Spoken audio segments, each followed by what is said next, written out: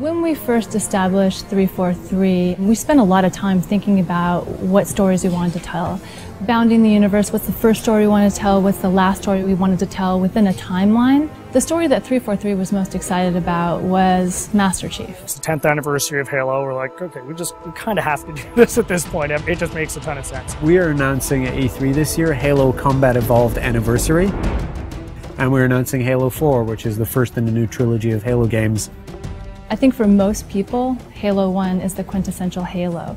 Not only did Bungie nail the controls for an FPS on a console, but they also told story in the most compelling way that it's ever been told in an FPS at that time. A couple of years ago when we first started building the recipe for what would go into it, we had to put in a huge amount of thought into do we split up the multiplayer from the single player?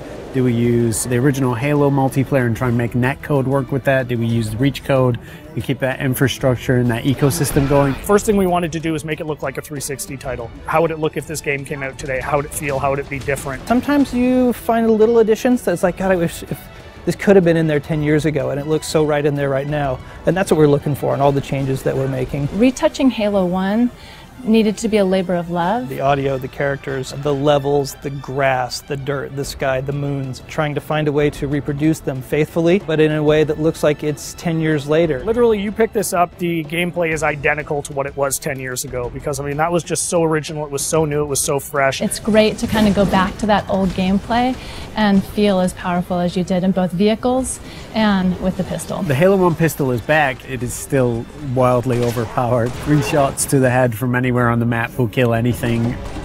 It's all in there. If you love flying into the beach on Silent Cartographer and starting in that first big fight, that's in there. It's looking like 2011. Co-op play was probably one of my favorite features 10 years ago.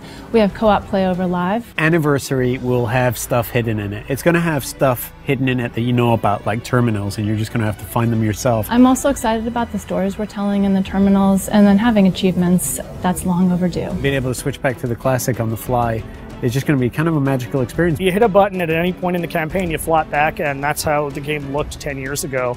It's just great from a history standpoint to just look at it and go like, oh wow, my god, this is the game I remember. It feels like a modern game. It feels like an FPS that came out yesterday. It does not feel 10 years old. So we didn't touch the gameplay, but it's amazingly beautiful now. You look up in the sky and you see the Halo ring and you see the mountains and you're like, I've never been someplace like this before. And I feel that again now, seeing it. I mean, I feel it like I did 10 years ago. The beauty of this is this time on Xbox Live, you can just get back together with the same old crew and the same old posse, and I think virtual pizza parties are going to be the order of the day. It's super exciting to finally be able to talk about what we've been working on for the last years. Just reliving the Halo 1 campaign. For most people, the overall experience is going to be pretty incredible. We get Halo, we respect Halo, we appreciate it, and we're going to do right by it. What we're going to see at E3 is just going to be a first taste of that. I'm looking forward to being able to dish out a little bit more in the months to come. At PAX this August, we have Halo Fest, where you'll hear more about Halo 4,